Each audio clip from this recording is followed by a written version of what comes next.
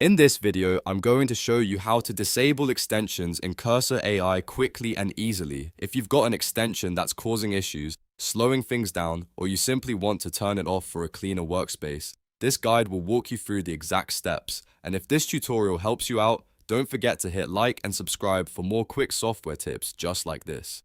First, open Cursor AI on your computer. Once the app is open, look at the top menu bar and click on View.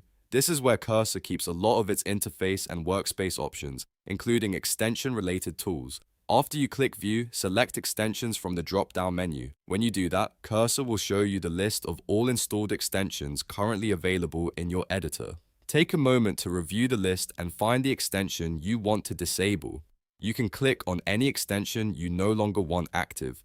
Once the extension is selected, look for the Disable option and press it. That will turn the extension off without removing it completely from your system. This is useful because it lets you stop the extension from running while still keeping it installed in case you want to use it again later. If you ever need it back, you can always return to the same extensions menu and enable it again. And that's it. You've now disabled an extension in Cursor AI in just a few simple clicks. If this video helped, make sure to like, subscribe, and turn on notifications so you don't miss the next Cursor AI tutorial.